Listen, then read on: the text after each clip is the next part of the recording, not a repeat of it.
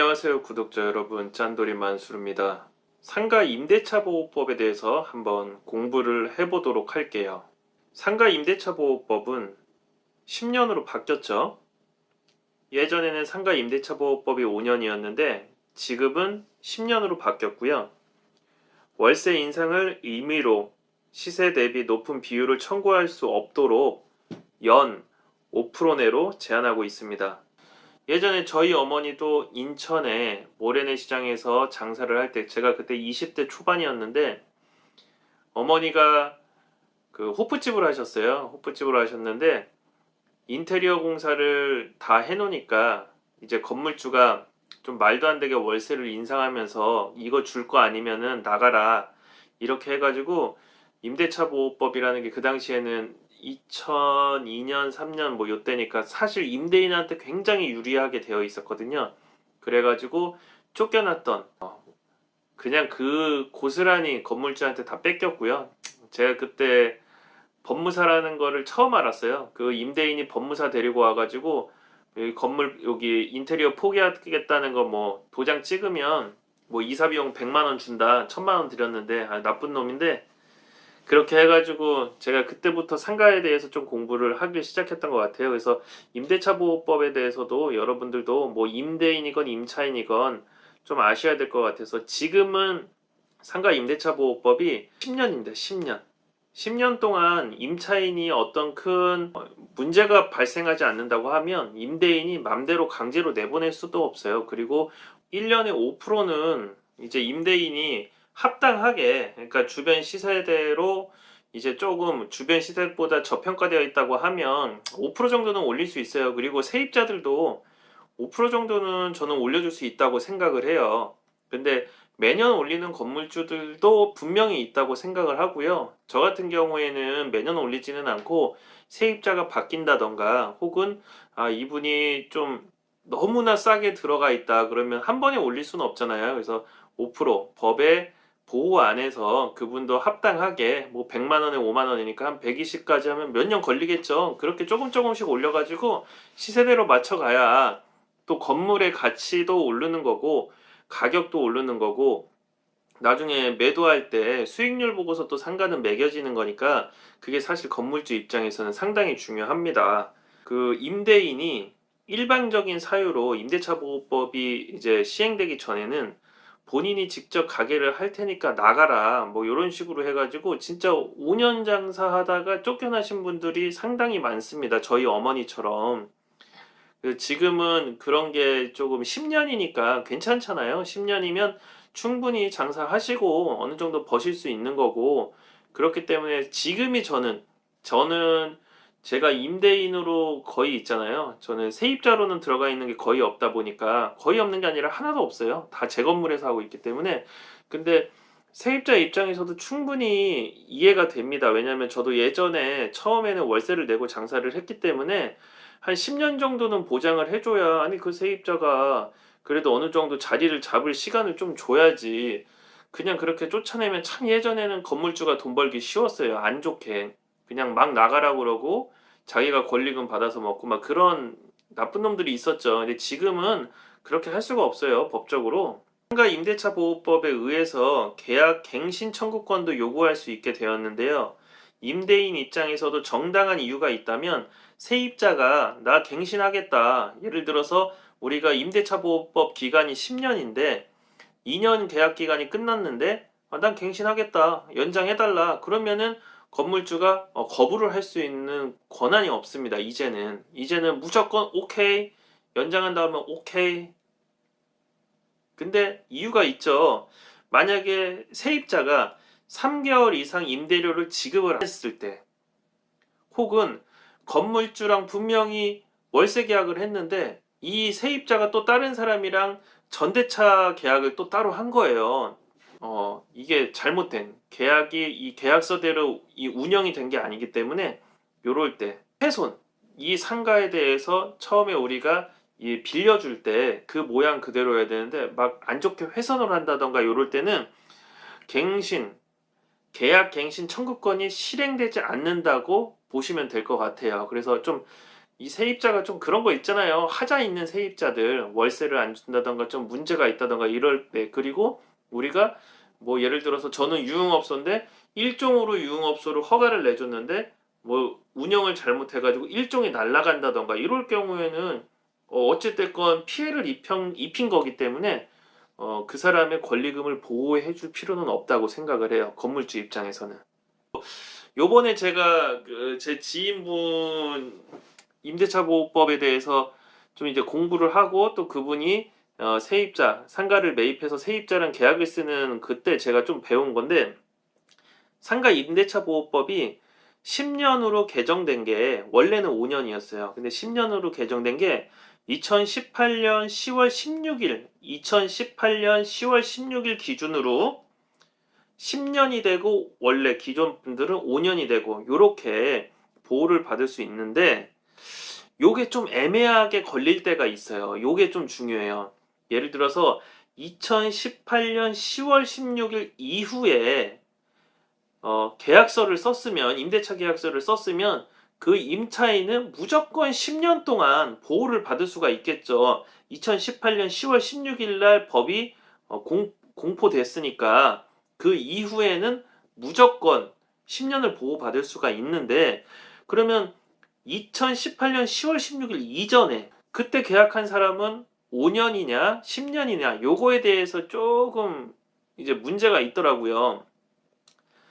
예를 들어서 12년에 계약한 사람이다. 그러면 그 사람은 5년에 적용이 됐을 때잖아요. 그러면 그 사람은 2012년이니까 2012년? 2017년에 이제 5년이 임대차 보호법이 끝난 거예요. 거기서 뭐 1년 연장, 1년 연장 요 정도 해준 건데 그 연장하다가 2018년 10월 16일 이전에 나는 연장을 안 하겠다 그러면 이 사람은 이미 5년의 임대차 보호법을 다 받았기 때문에 10년으로 보장을 못 받습니다. 그래서 나가야 되는 거예요.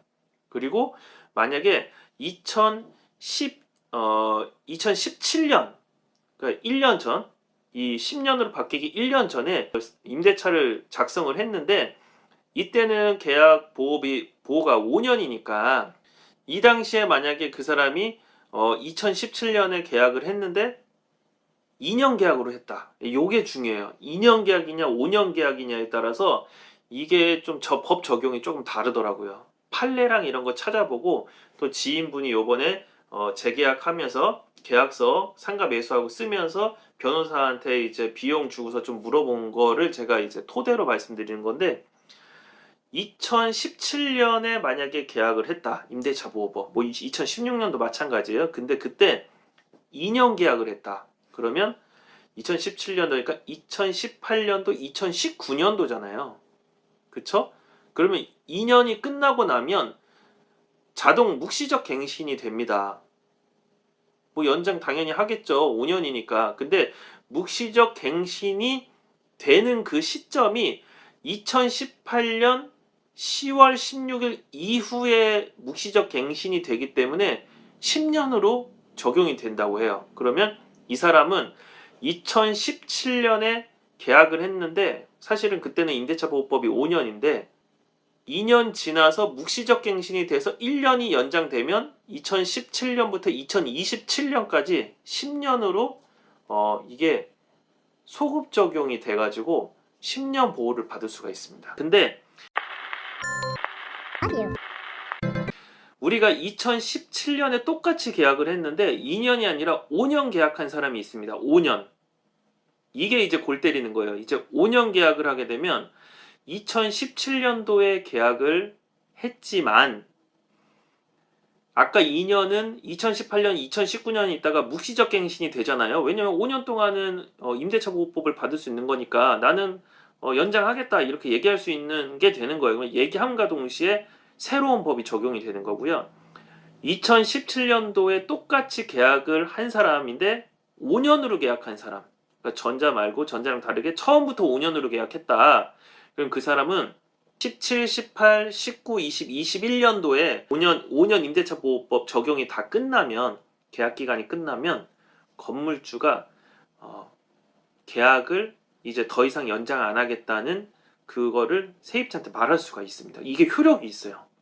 그러니까 2017년도에 똑같이 계약을 했던데 어떤 사람은 2년 계약, 어떤 사람은 5년 계약으로 이렇게 한 게 오히려 5년 계약한 게 더 독이 될 수가 있다는 얘기죠. 세입자 입장에서는 2년 계약으로 해서 묵시적 갱신이 적용이 돼야 2018년도 이후에 그게 적용이 돼서 10년으로 보호를 받을 수가 있었던 거예요. 이게 판례를 통해서 나왔고요. 그리고 실제로 이게 정답입니다. 변호사 통해 가지고 다 얘기 들은 거고, 그래서 2018년도 이전에 계약했던 분들 중에서 2년 계약하신 분들은 다 그냥 10년이라고 보시면 되고요.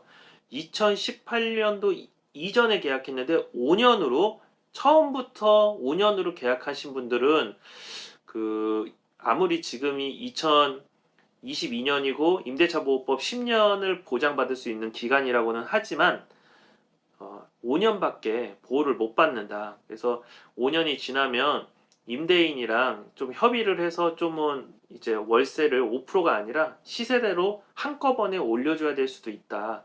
이렇게 보시면 될 것 같습니다. 그래서 임대차 보호법이라는 거에 대해서 간략하게 설명을 드렸고, 그 애매한 2018년 10월 16일 기준으로 요때 전에 바로 1년 전에 갔던 사람들은 어떻게 적용을 받을 것이냐라는 거에 대해서 공부해가지고 알려드리는 거니까 여러분들도 요거를 조금 숙지하셔가지고 내 세입자랑 내가 계약을 언제 했지? 몇 년짜리로 했지? 요런 거 좀 체크하셔서, 만약에 내가 건물주 입장이다. 그러면 너무 월세를 적게 받고 있는데 5%씩 올리기 조금 너무 그렇잖아요. 그럴 때는 그 2017년도 이전에 만약에 이분이 2년으로 계약했다 그러면 뭐 얄짤 없습니다. 계속 5%씩 올려가지고 시세 맞춰야 되는 거고요.